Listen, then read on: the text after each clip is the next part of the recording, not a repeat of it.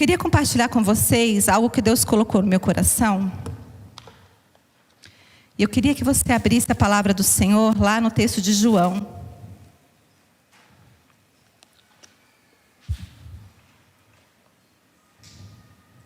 Capítulo 4.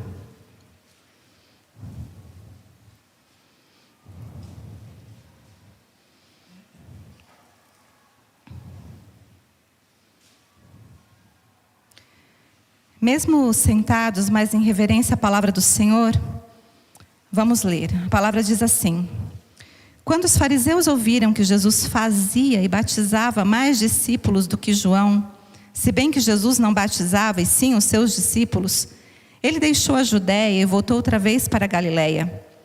E era-lhe necessário passar por Samaria. Chegou a uma cidade samaritana chamada Sicar, perto das terras que Jacó dera a seu filho José. Estava ali a fonte de Jacó, e Jesus, cansado da viagem, assentou-se junto à fonte. Era quase meio-dia. Vindo uma mulher samaritana tirar água, Jesus lhe disse: dá-me de beber. Seus discípulos tinham ido à cidade comprar comida. Disse-lhe a mulher samaritana: como sendo tu judeu, me pedes de beber a mim, que sou mulher samaritana? Pois os judeus não se dão bem com os samaritanos. Respondeu-lhe Jesus: se conheceras o dom de Deus, e quem é o que te pede, dá-me de beber, tu lhe pedirias, e ele te daria água viva. Disse-lhe a mulher: Senhor, tu não tens com quem tirá-la, e o poço é fundo. Onde tens a água viva? És tu maior do que o nosso pai Jacó, que nos deu o poço, do qual ele próprio bebeu, bem como os seus filhos e o seu gado? Respondeu-lhe Jesus: todo aquele que beber desta água tornará a ter sede, mas aquele que beber da água que eu lhe der, nunca mais terá sede. Deveras, a água que eu lhe der, se dará nele uma fonte de água que jorre para a vida eterna. Disse-lhe a mulher: Senhor, dá-me dessa água para que eu não mais tenha sede, nem precise vir aqui tirá-la. Disse-lhe Jesus: vai, chama o teu marido e volte aqui. Respondeu ela: não tenho marido. Disse-lhe Jesus: tens razão em dizer que não tens marido, pois já tiveste 5 maridos, e o que agora tens não é teu marido. Isso disseste com verdade. Disse-lhe a mulher: Senhor, vejo que és profeta. Nossos pais adoraram neste monte, mas vós, os judeus, dizeis que é em Jerusalém o lugar onde se deve adorar. Disse-lhe Jesus: mulher, crê-me, a hora vem em que nem neste monte, nem em Jerusalém adorareis o Pai. Vós, os samaritanos, adorais o que não conheceis.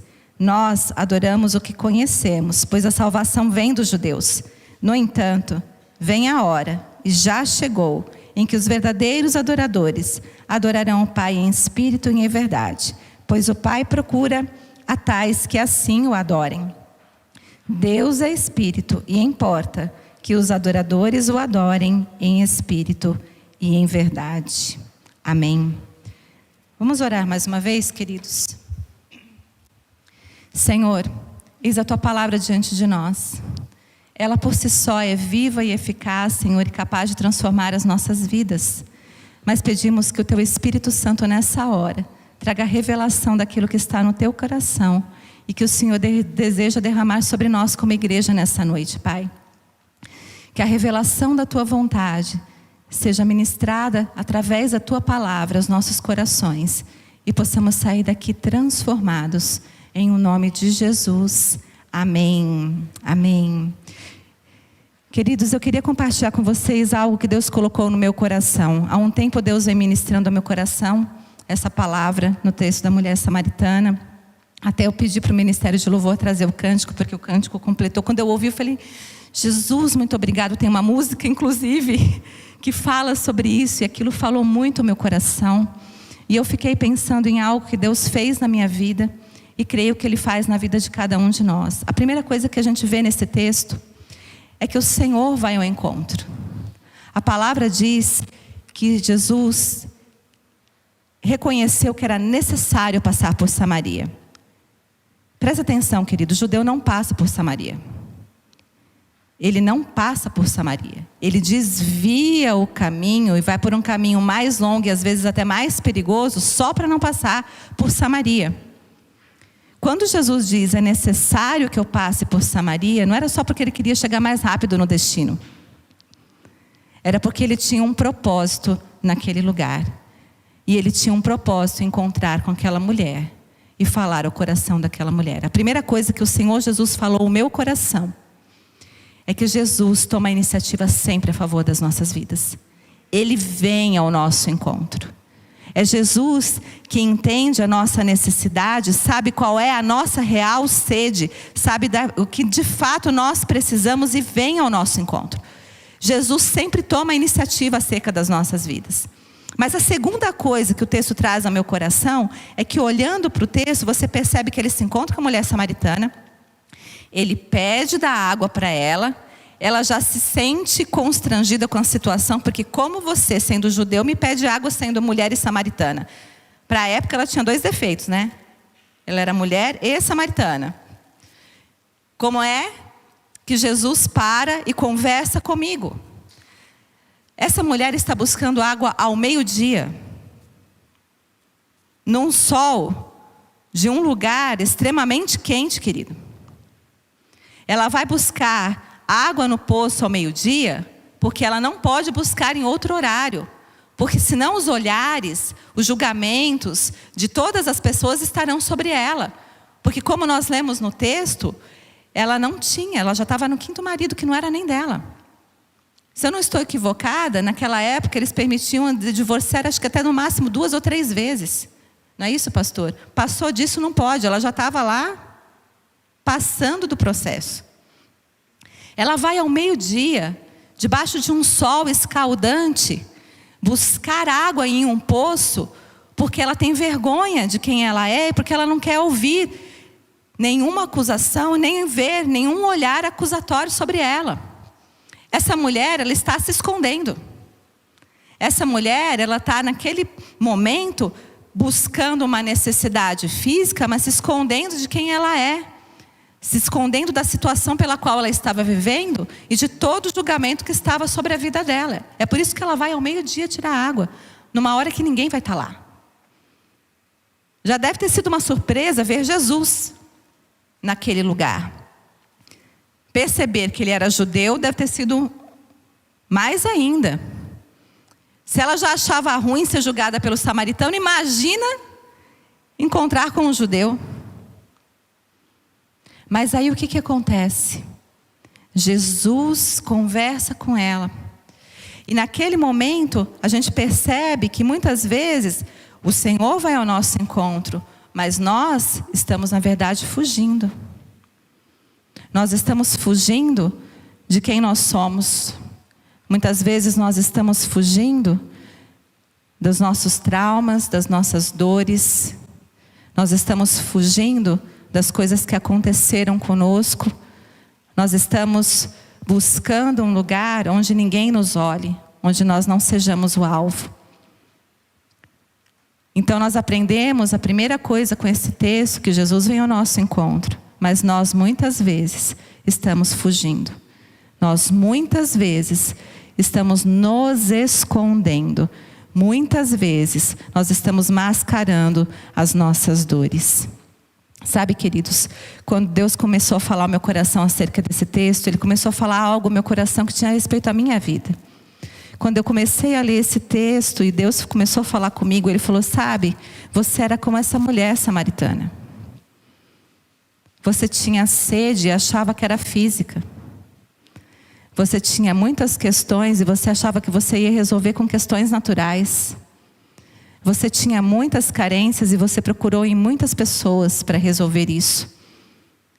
Mas quando você me encontrou, eu transformei a sua vida e saciei a sede que estava no seu coração.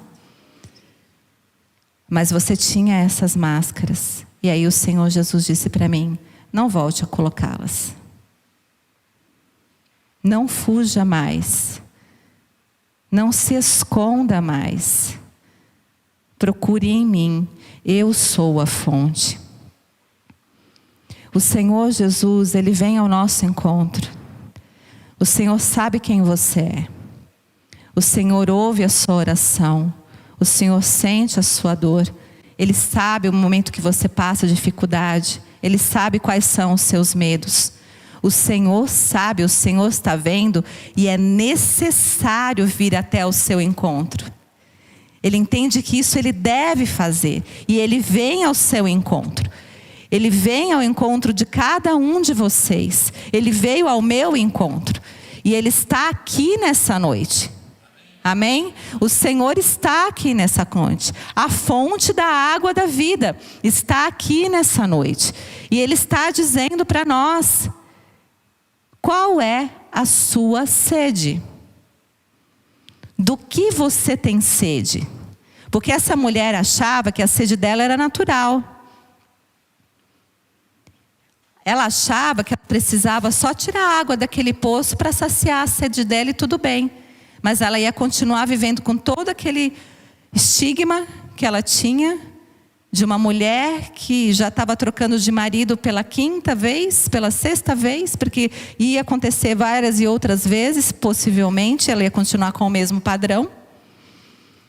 Mas na verdade, Jesus sabe qual é a nossa sede. Ele sabe qual é o cerne do nosso problema. Ele sabe o que de fato nós precisamos. Eu acho muito interessante aquele texto da palavra dos amigos que vão levar o paralítico. Sabe aqueles que abrem o teto, descem, né? Jesus olha para o paralítico, aqueles amigos tiveram todo um esforço para botar o homem ali, não foi? Aí Jesus olha para eles e diz assim: perdoados estão seus pecados. Gente, eu não sei você, mas se eu sou a pessoa que fez o esforço de levar ele, fora o paralítico, eu já ia pensar, né? Puxa vida, esse trabalho, eu só vou ter meus pecados perdoados. Como que eu sei que esse homem vai perdoar meus pecados se só Deus perdoa pecado? Aí o Senhor diz: então, para mostrar, o que é mais fácil? Perdoar pecado ou fazer ele ser curado? Levanta e anda, vai embora, porque eu sou Deus. Mas ele sabia qual era a essência da dificuldade daquele homem. Ele precisava ser curado, sim. Era óbvio que olhando para ele precisava ser curado. Mas mais do que precisar ser curado, ele precisava ser perdoado. Ele precisava alcançar a salvação. Jesus é essa pessoa que sempre olha para nós e sabe aquilo que a gente precisa de fato. Sabe de fato aquilo que está dentro do nosso coração. Quais são as dores, quais são as mágoas, quais são as marcas que nós estamos guardando dentro de nós e que a gente acha que Jesus não está vendo, porque a gente está escondendo das pessoas. Porque muitas vezes a gente está escondendo até de nós mesmos. Mas o Senhor Jesus, Ele está aqui nessa noite. E Ele quer dar para nós água de beber, que vai saciar a nossa sede para a eternidade. Para nunca mais ter sede. Amém? É isso que o Senhor deseja de nós. Então nós vemos que Jesus vem ao nosso encontro. E a gente percebe que nós muitas vezes estamos nos escondendo do Senhor. E aí o Senhor Jesus, Ele começa um diálogo extraordinário com a mulher. E aí Ele começa dizendo para ela: dá-me de beber, quando na verdade Ele tinha algo para oferecer para ela. Começa a conversar com a mulher samaritana e fala para ela assim: se conheceras o dom de Deus, e quem é o que te pede, dá-me de beber, tu lhe pedirias e Ele te daria água viva. Queridos, nós sabemos quem é Jesus? Nós sabemos quem é Jesus? Nós reconhecemos quem é Jesus? Nós experimentamos Jesus? Nós entendemos que Jesus é água viva? Isso faz parte da nossa realidade no dia a dia? Ou quando nós temos alguma dificuldade, algum problema, a gente procura em todo lugar, menos em Jesus? A gente tenta saciar em todos os lugares, menos em Jesus. Você reconhece que Jesus, Ele é aquele que pode saciar a sua sede? Você entende isso? Porque nós precisamos conhecer a Jesus, o dom de Deus, o nosso Salvador, o Messias enviado. O Senhor é aquele que pode saciar toda a nossa sede. Eu estou dizendo isso, queridos, porque hoje eu acredito que nós, mais do que nunca, estamos saciando a nossa sede em todos os lugares. Muitas vezes, menos na presença do Senhor. Nós buscamos em muitas coisas. Nós temos uma vida muito ocupada, nós moramos em São Paulo. É uma cidade extremamente acelerada, exatamente, a palavra era essa mesmo. Acelerada. Nós fazemos muitas coisas, preenchemos o nosso dia com muitas coisas. Hoje pela manhã, na classe da escola dominical, era uma classe especial para mulheres, aí a palestrante estava falando sobre Marta e Maria. Eu falei, Jesus, me ajuda, porque eu sou muito Marta, muito Marta, muito Marta. E eu já entrei em várias crises por causa disso, porque eu falo para Jesus, eu queria tanto ser Maria. Daí um dia eu descobri o seguinte, que eu não preciso ser Maria. Eu posso ser Marta com o coração de Maria. Eu preciso dar uma ajustada lá no meu ativismo, né? Essa coisa de fazer muita coisa. Por outro lado, queridos, a gente está gastando o nosso tempo em muitas coisas, tentando saciar muitas vezes um vazio do nosso coração, que só pode ser saciado na presença do Senhor. E eu sei o que eu estou falando, a gente vive em rede social. Houve uma época que a gente dizia que isso era um privilégio da juventude. Eram eles que ficavam o tempo todo em rede social. Isso não é mais uma verdade. Todos nós ficamos, se a gente tiver coragem de assumir.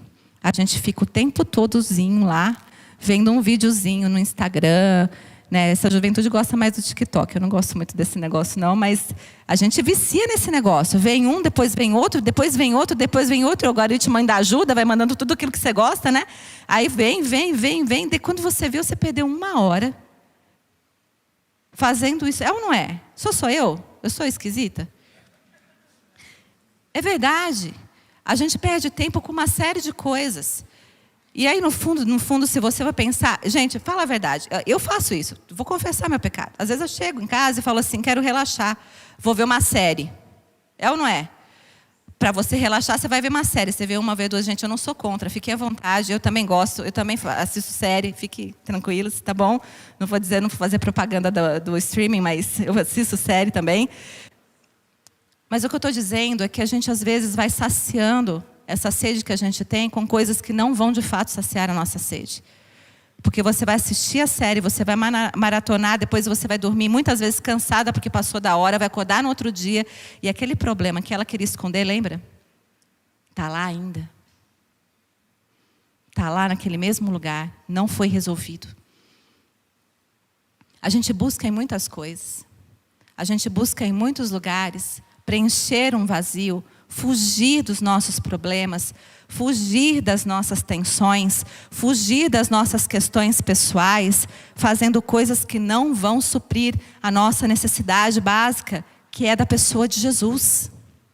Dá para entender isso? Com isso, eu não estou propondo para nós viver no mosteiro e nos alienar do mundo, não é isso, querido. Mas no nosso dia, nós precisamos entender que tem que ter lugar para o Senhor Jesus, para o dom de Deus, para aquele que vem saciar a nossa sede. É necessário que a gente experimente na presença do Senhor.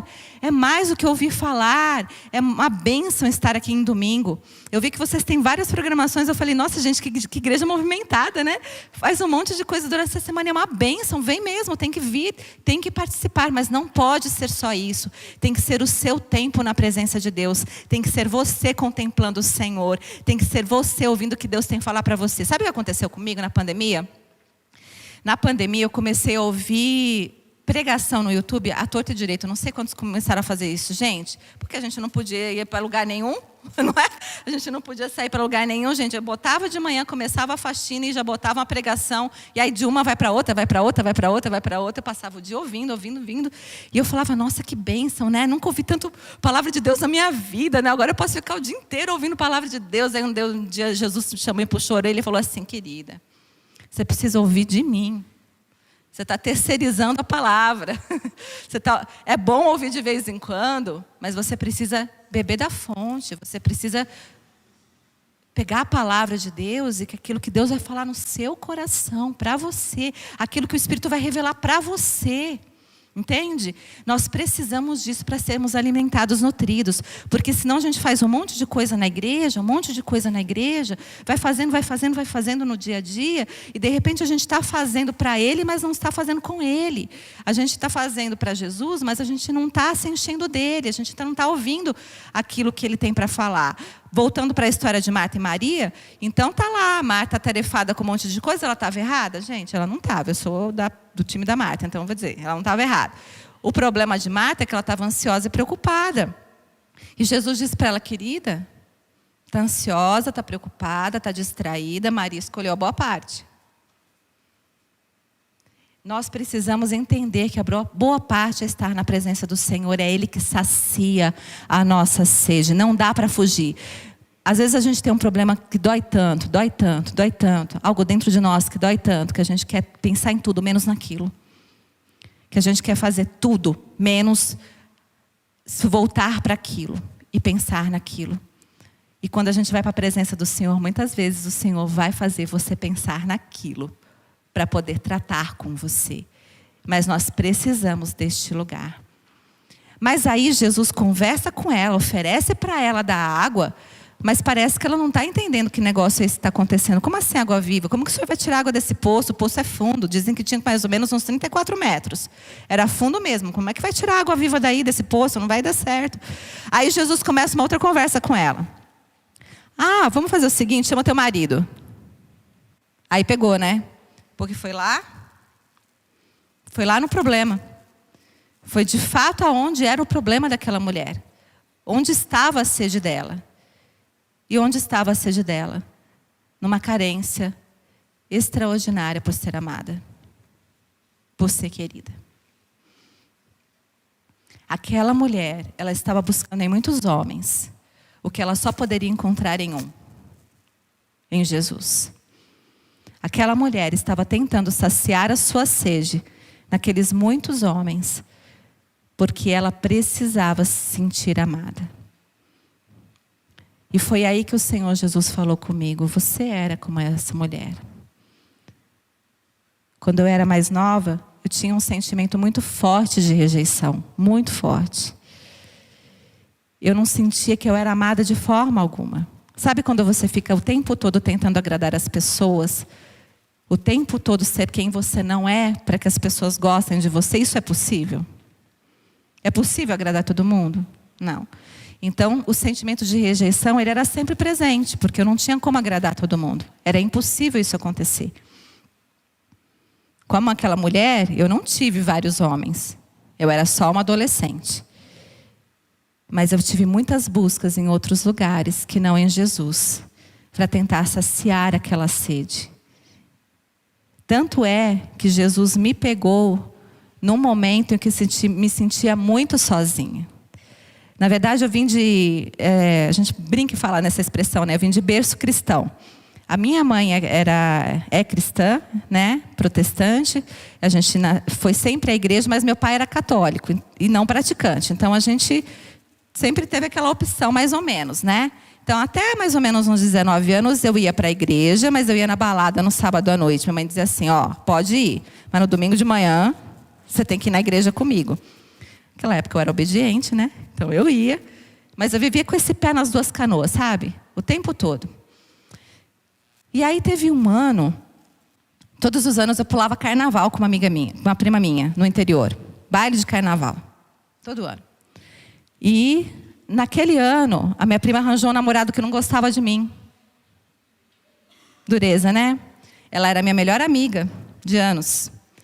E aí, ela falou, olha, não vai dar para você vir para cá. Por causa do namorado que não gostava de mim, né?